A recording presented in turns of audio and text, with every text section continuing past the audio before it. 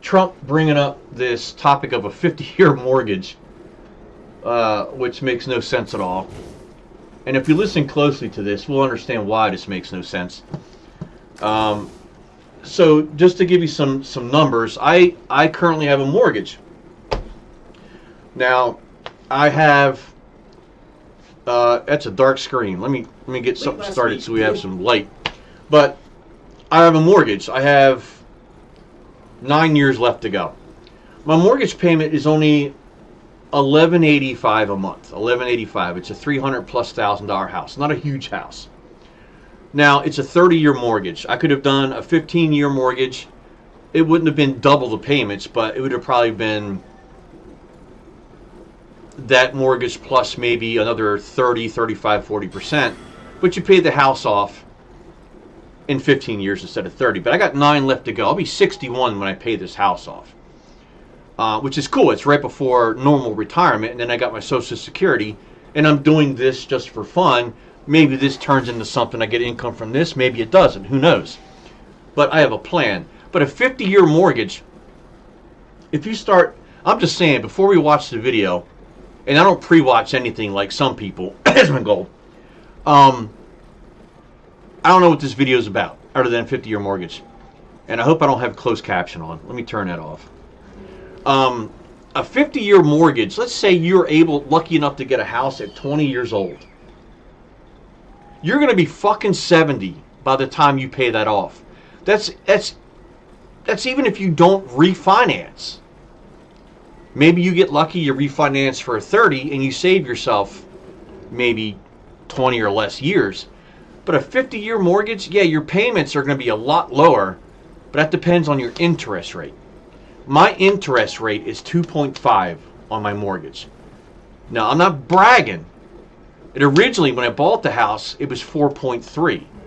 I refinanced during COVID when all the rates dropped like a rock during COVID. So I took advantage of it and refinanced at 2.5.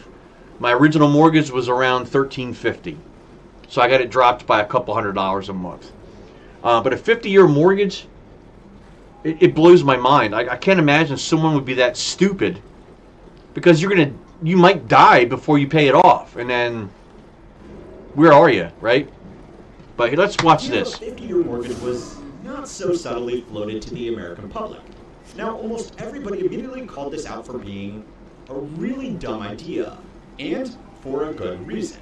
50-year mortgages will effectively double the total interest people pay on their homes. They will undermine equity accumulation. It will make the housing market more rigid than it already is, introduce significant structural risks to the financial system. Oh, and this whole thing will just make homes more expensive than they already are. Yep. The average first-time homebuyer is now 40 years old. Adding on a 50-year mortgage at that age means that statistically, people will still be making their payments 11 years after they are dead. This is not to mention that if we still really thought it was worth trying, other countries have already done that for us, and the results were pretty disastrous. Now, you probably already knew all of these issues, but the problems that come with a 50-year mortgage go much, much deeper than this, and this raises two important questions. If 50-year mortgages are such a threat to our economic system, then how exactly did we decide that 30 years was the ideal? But perhaps the more important question is, if this is so obviously a dumb idea, who stands to profit the most by making it happen? According to a new report, the impact of rising interest rates on new mortgages. I'd have to say even 30 years is too long. Like 30 years, think about that. This is not a fucking car loan we're talking about. We're talking about a home. So 30 years is nuts. Now, they throw in, you can do a 15-year, but it probably would break you if you tried to pay off a home in 15 years. You would have to have a very good financial background. You'd have to have a good savings, a 401k. You'd have to have a good salary. You'd have to have a lot of money saved up in your bank in case you lost your job or got laid off or you got disability or something like that. You need to have money saved up in order to be able to say, you know what? Okay, cool. If I'm out of work for 6 months, I can afford this $2,000-3,000 fucking mortgage payment. has But- put home ownership beyond the reach for many. To be earning an extra $17,500 this year to afford a home just compared to last year. In an attempt to make home buying more affordable, President Trump floated this idea of a 50-year mortgage. That's a lot more interest, but lower monthly payments. What do you think? Girl, bye. Okay, so we have to get the odd. And she probably doesn't even understand what the fuck that means. Like, I'm not trying to be misogynistic or something, but I can guarantee you she has no clue what that means. That's why she throws that stupid term out. Girl, bye. So your interest is higher, your payments are lower. So you're, as most of you may know this, you're barely paying anything into the principal.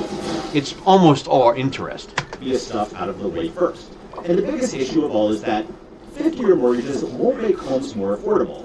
In fact, they will probably do the opposite. In a perfect world, being able to spread your payments out over an extra 20 years should lower your monthly payments. But even with the optimistic numbers, the difference would not be nearly as large as you might expect. Assuming a very competitive 6% interest rate on a $320,000 loan used to buy a $400,000 house, your monthly payments on a 30-year mortgage would be $1,919.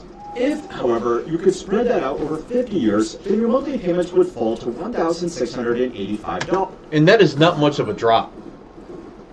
That is not much of a drop, man. It's only $234 a month. That's one trip to the grocery store for food for a week or two. That's not that significant of a drop. A savings of $235 a month, which is not that much for almost doubling the total loan term and the amount of interest you will pay over the life of the loan. Absolutely. Most people have just pointed to this simple arithmetic and written the whole thing off as a big waste of time. But, to play devil's advocate and give this the best possible chance of making some sense, some people will try to make the argument first that if you take those monthly savings and invest them into the stock market, your returns could be higher than your interest payments, letting you profit off the difference and putting you in a better financial situation. But I get what he's saying, but that's only $200 some dollars. So if you put that whole $200 in there, if you refinance for a 50-year, and now you're paying more a month on your mortgage, then you're kind of losing money, if you think about it. Or am I reading that wrong? You're kind of losing money now, right? So you would need that extra $200 some dollars for yourself. And owning a home is no joke. It's no joke, because it's not just a mortgage. When you own a home, there's a lot more expenditures you got to worry about. So you have electricity, you have water, sewage, trash, and if you're lucky enough not to have this, but you have propane heat. A lot of homes have gas and not electric heat.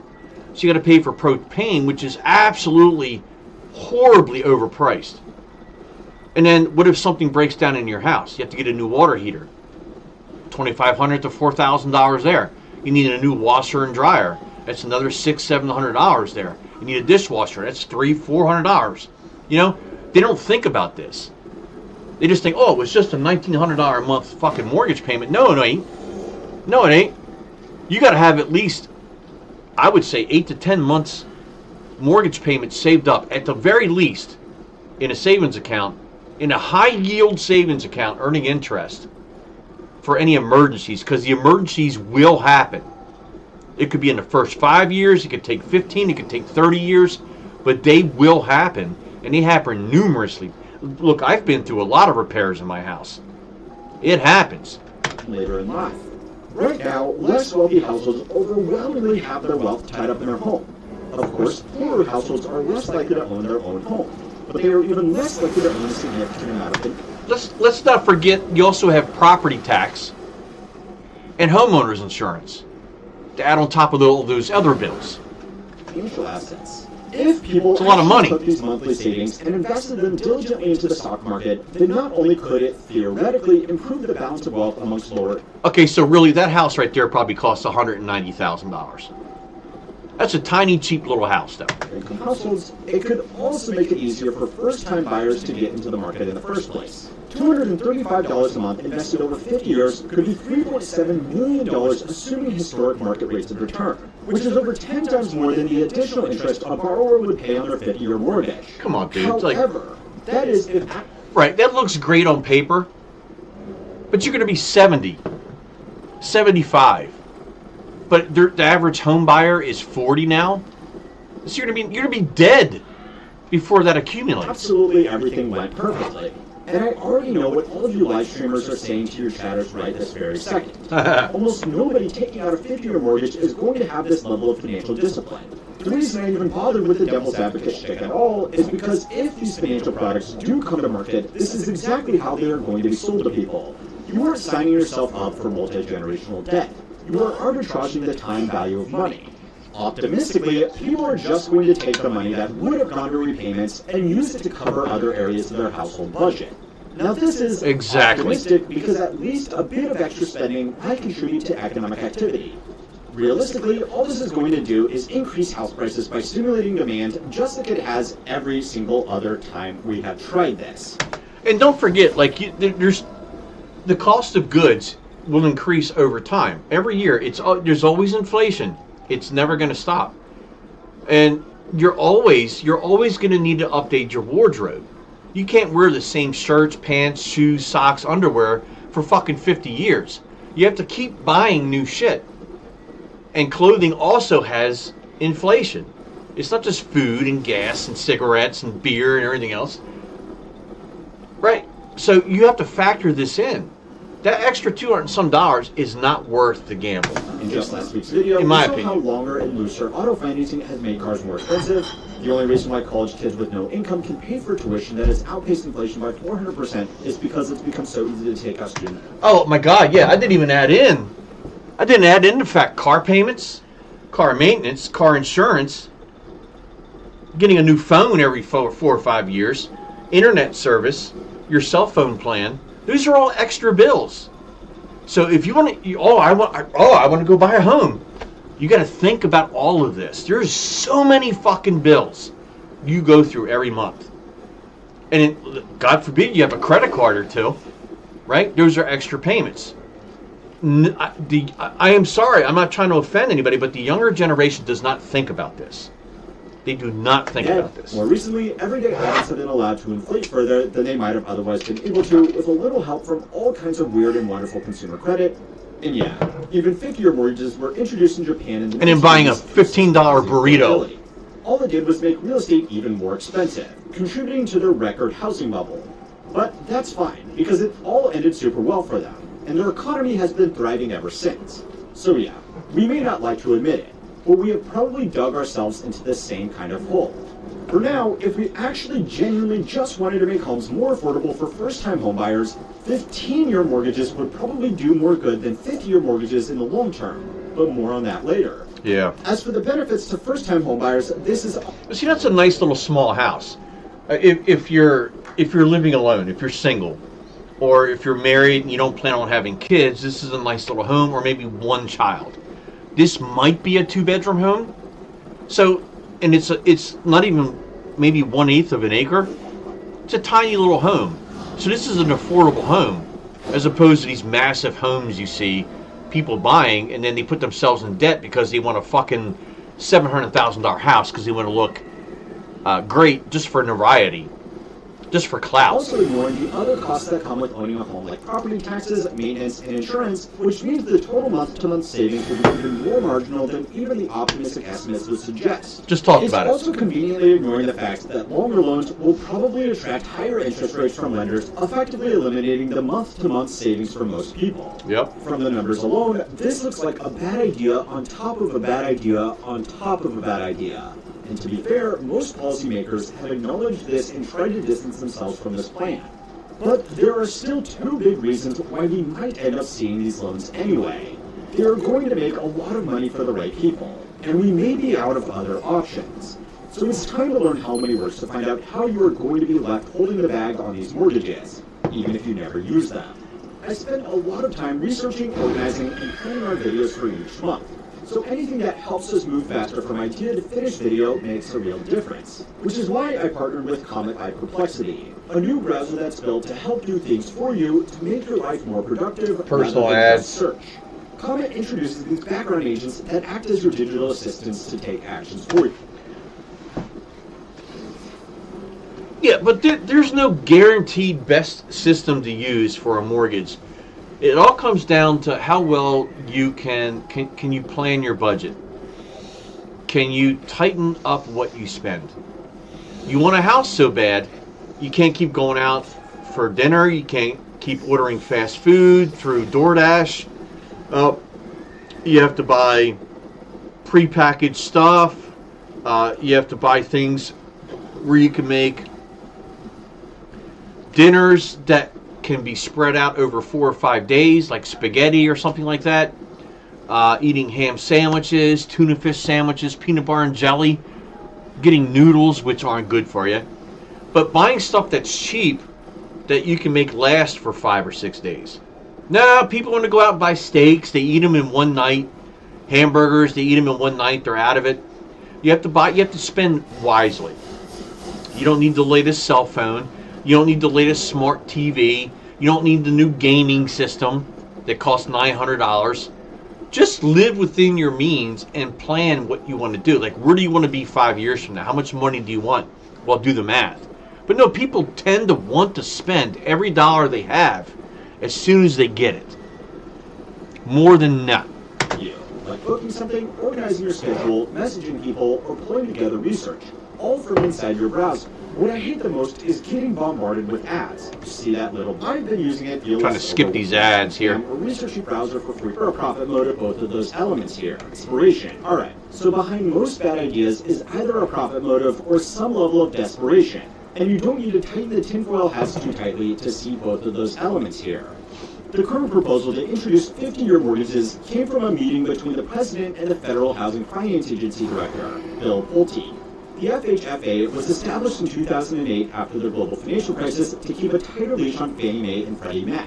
The semi-government enterprises tasked with buying up mortgages off regular banks, provided they meet strict criteria regarding lending. Your 4 biggest culprits right there: Citibank, Chase Bank, Bank of America, and Wells Fargo.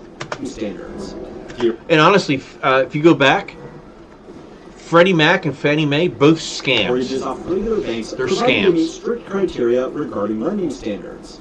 Theoretically, you could walk into your local Wells Fargo today and ask for a 50-year mortgage. And as a private business, there is nothing specifically stopping them legally. Hey, look, man, don't be calling out Philadelphia. So I'm a Philadelphia guy. I'm in the area. And this right here is the Wells Fargo Center where the Sixers and the Philadelphia Flyers play. It's not the Wells Fargo Center anymore, so you can't be putting this shit out there. However, at the moment, these loans are extremely rare for 2 reasons. The first is that 50-year mortgages do not currently fit within the underwriting criteria of Fannie or Freddie Mac. So, if the bank gives that loan, they can't sell it off to these organizations, and instead, they have to keep it on their books for the next 50 years. Compared to a regular 30-year mortgage, which they can make a quick, easy profit on overnight, this kind of deal just doesn't make business sense. Yeah. Except for maybe rare instances of extremely large loans to private banking clients. However, if the Federal Housing Finance Agency instructed Fannie and Freddie to start accepting 50-year loans as well, then that would be the first barrier removed. The second reason why private banks don't do this for now is because 50-year terms are outside the bounds of what the Consumer Finance Protection Bureau considers a qualified mortgage. Qualified mortgages just means that banks meet some basic requirements to satisfy the Bureau that their lending is not predatory. If they do meet these criteria, they are offered legal safe harbor, which makes the banks harder to sue if the mortgage goes tits up. For now, loan terms beyond 30 years do not meet these criteria, which means if you get given a 50-year mortgage and end up in financial hardship, you could theoretically take your bank to court for predatory lending and they would have far fewer legal protections. Now, they would still have an army of lawyers, so please don't try it just because someone on the internet said it was theoretically possible. Anyway, this might not matter soon because the government is currently pushing... And that would be a Redditor. Anybody from Reddit that starts the sentence out with the word actually. ...to dismantle the Consumer Finance Protection Bureau. I feel like the 30-year is probably the safest thing you could do. 15-year, I feel like 15-year is predatory because they probably bank on the percentage that most people will fault on these mortgages because the payments are so high that they can come in and then foreclose on that property and then turn around and sell it and they make more of a profit. You understand what I'm saying? With a 50-year, it's more of a long con because it may be And I didn't feel like that was a much different. It's not lower. It's not lower. It's a higher price because of the interest. But your payment, you pay that over years, you're gonna fucking die. At some point, you're not gonna pay the house off. Then come in, foreclose, take the property, sell it the fuck off. But that's a long con. I feel like 30 is the safest, and 15 is the worst. Anyway, by cutting off its funding. This would remove the last barrier to 50-year loan terms, and if banks are allowed to write these loans, there is a big incentive to do so. Longer loan terms are more valuable when they are turned into mortgage-backed securities because they pay interest for an additional 20 years. Longer loan terms will most likely also enable slightly larger loans, maximizing bank revenue. Now remember, the Federal Housing Finance Agency back up here was specifically created after the subprime mortgage crisis to try and stop the whole system from getting too crazy again. So then why would they be pushing for riskier loans that are going to make the market more unstable? Well, we may never know. Why not? But, on a completely unrelated note, the current director of the FHFA, Bill Pulte, is one of the heirs to the Pulte Group, the third largest real estate development company in America. Of course he He is is. also the founder of Pulte Capital Partners, a separate private equity firm he started in 2011, which according to the website makes focused investments into construction-focused businesses like roofers, HVAC installers, Imagine and that. developers. That means both the family business and the private equity firm are reliant on people buying and selling homes to generate returns. And that's a problem because home sales have cratered since interest rates have risen. New buyers can't afford to break into the market, and existing homeowners don't want to sell their homes after they locked in low interest rates. Now, if 50-year mortgages become... Right here, so this guy is accurate as fuck. He's absolutely correct. I've locked into a lower interest rate, so I don't want to sell my house. I don't want to sell it. But the value of my house has risen drastically over the last 10 years. Drastically from when I purchased it. commonplace, it would only make our current predicament significantly worse for future generations down the road. If people can lock in good rates for 30 years, that can cause problems. But if So I got this house 21 years ago. When I bought this house 21 years ago, it was only valued at $180,000. It's a 2-story house in a suburb, in a cul-de-sac. 3-bedroom, 2.5 bath, garage, no basement, an attic. Did I say 3-bedroom? It's 3-bedroom. Where I'm at right now is the second largest bedroom in the house. It's an office for me right now. It's now valued at just under $400,000 in 20 they years. build up equity, and for the final 15 And I only owe just roughly under $70,000 on the house. So if I sold today, I'd make almost a $330,000 profit. years of their loan, their nominal interest rate is not as big of a deal. However, if people lock in a 50-year mortgage at a good interest rate, they will build up equity in their home far more slowly, which means that the current rigidity of the market could be extended for the length of an entire generation. However, that will be a problem for a generation that isn't even born yet. And obviously, it should go without saying, screw those guys. We have problems to fix right now. Today, even those households that were lucky enough to lock in low interest rates on normal terms are starting to struggle. The true extent of financial hardship in the housing market has become incredibly hard to track because of a trend that is being dubbed extend and pretend. Basically, lenders have allowed borrowers to defer or renegotiate their payment schedules quietly behind the scenes without officially noting them down as delinquent payments. They extend their loan terms and pretend everything is okay. Now, for the lenders, it could be argued that some repayments are better than no repayments. But for the financial system as a whole, we truly don't have reliable data on how dire our situation is. For home builders and financiers, this is a real problem. But one way to get things moving again would be to make financing terms even more flexible. A 50-year loan is effectively just officially sanctioned market-wide extend and pretend. This could be sold as helping out new buyers break into the market, but the people who it will help the most are existing investors. That's right. One of the biggest problems with real estate around the world is that modern homes have become assets first, with a side hustle in accommodating humans as a distant second priority. This is because they are one of, if not the single most effective vessels for finance and tax incentive. And regardless of your affiliate, whether you're like Democrat or Republican, whatever, so this is a cash grab. So Trump isn't doing this to benefit anybody, other than himself, investors, and people that he knows. Don't fall for this. Whatever you do, do not do a 50-year mortgage. Yes. Do not you do can't borrow it. money on a government-backed 30-year fixed interest term to buy stocks. Nor can you claim any of the dozens of deferments, incentives, or credits that come with real estate.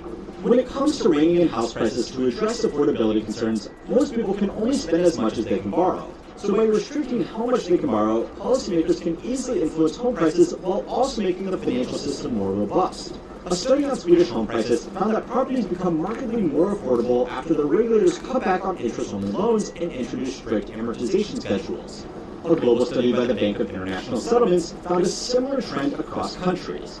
If we really wanted to make homes more affordable, 15-year mortgages would do a lot more than 50-year mortgages. I don't know, But man. that's kind of the point. Because real estate has become such an institutionalized investment vehicle, one man's affordable home is another man's crippling market crash. I don't On know. one hand, 50-year mortgages are only going to make things worse by making homes even more attractive as an investment vehicle. But on the opposite side of that same coin, 50-year mortgages could help to keep a fundamentally broken market from collapsing on itself. This guy talks really fast, but I'm catching it. But in my opinion, I still feel like, and I'm no financial guru, I feel like the safest bet is 30 years, even though 30 years is a long fucking time. And I'm already 21 years into it, so now I feel a little different. If this was 10 years ago, I would sit there and say, man, I still got 19 years to pay on this. But I got 9 left. 9 years to go. And I have enough saved up that I could just pay it off now, which I probably should, but then that would take away my retirement funds and my savings. I don't want to do that. Just pay it, and my credit score rises, blah, blah, blah, right? So you got to think about long term, and it's an investment, and then the house is only going to rise in value as long as you continue to upgrade the house, right? Even if only for a few extra months. Over the last 5 years, institutional investors have drawn a lot of scrutiny for quietly buying up hundreds of billions of dollars in residential real estate across the country, particularly in areas like the Sun Belt. Today, they are quietly trying to back out of those same investments because the markets they went all in on did not continue to attract the same volume of new entrants as they were projecting. See, this is my problem. They allow companies to sweep in and buy homes.